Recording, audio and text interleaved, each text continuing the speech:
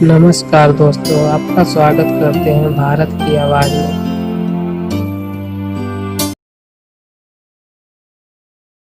क्या आपने कभी ध्यान दिया है कि हमारे विद्यालय में जितने भी इतिहास पढ़ाए जाते हैं, यह क्या सच होता है?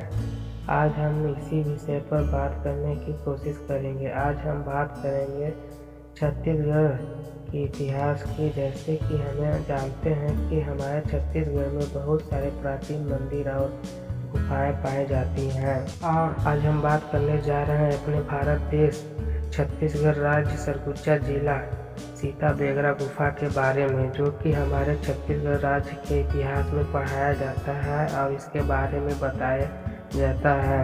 और हमें पढ़ाया जाता है कि यह रामायण काल से संबंधित सीता बेगरा का गुफा है। जब हम पता करने की कोशिश करते हैं तो यह हमें पता चलता है कि यह कोई सीता माता का गुफा नहीं बल्कि बौद्ध विहार है। आखिर अब आपके मन में यह ख्याल आता होगा कि यह बौद्ध विहार कैसे है, तो चलिए हम पता करने की कोशिश करते हैं।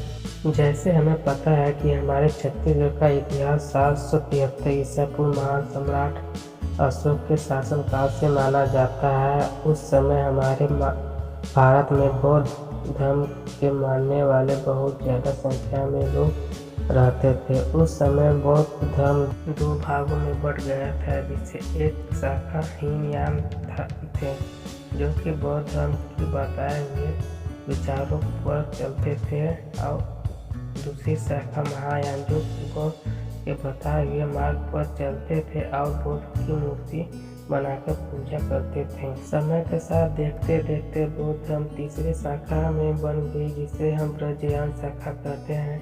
उस शाखा वाले लोग अवलोकेश्वर बुद्ध की मूर्तियां बनाने लगे थे और उसका पूजा करने लगे थे।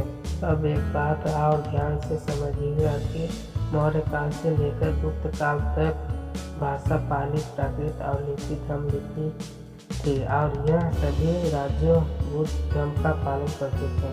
अब हम बात करेंगे सीता बेगरा की गुफा के बारे में। अगर सीता बेगरा की गुफा को हम ध्यान से देखते हैं तो यह गुफा मौर्य काल से संबंधित है। इस गुफा में धर्म लिपि में कुछ लिखा है और यह देख सकते हैं कि बोधि पद भी, जिसके बीच में ध्यान मुद्रा में बैठे बुद्ध की आकृति दिख रही है। इससे यह साबित हो जाता है कि यह कोई माता सीता का गुफा नहीं बल्कि बौद्ध गुफा है। हम इसे यह अंदाज़ा लगा सकते हैं कि यह बौद्ध भिक्षु रहा करते थे और ध्यान किया करते थे और ज्ञान प्राप्त करते थे। जैसे कि हमें सभी जानते हैं कि रामायण काल्पनिक कहानी मात्र है, जिसे मनोरंजन करने के लिए बनाया गया है।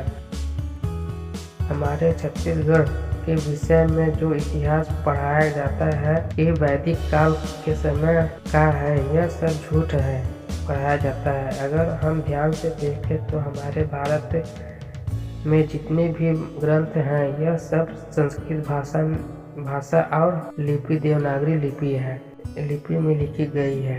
और सर्वप्रथम देवनागरी लिपि का प्रयोग गुजरात के नरेश जयभट्ट के द्वारा 700 से 800 ईस्वी के शिलालेख में मिलता है। और हमारे भारत में पेपर का आविष्कार 1887 में हुआ। इससे अब आप अंदाज़ा लगा सकते हैं कि हमारे भारत में जितने भी पेपर पर लिखे ग्रंथ हैं यह सब कब के हैं और यह सब काल्पनिक है। अगर आपको हमारी जानकारी अच्छी लगती है तो वीडियो को ज़्यादा से ज़्यादा शेयर करें, जिससे कि यह जानकारी ज़्यादा तक लोगों को पता चले सके। और ऐसी ही जानकारी पाने के लिए हमारे चैनल को सब्सक्राइब कर बेल आइकन को दबा दें। आप हमें कमेंट करके बता सकते हैं कि हमारी जानकारी आपको कैसी लगती है। छत्तीसगढ़ से संबंधित जानकारी पाने के लिए कमेंट में हमें बता सकते हैं। आपको अपना कीमती समय निकाल कर देने के लिए धन्यवाद और मिलते हैं अगले वीडियो में। तब तक के लिए जय हिंद, जय भारत।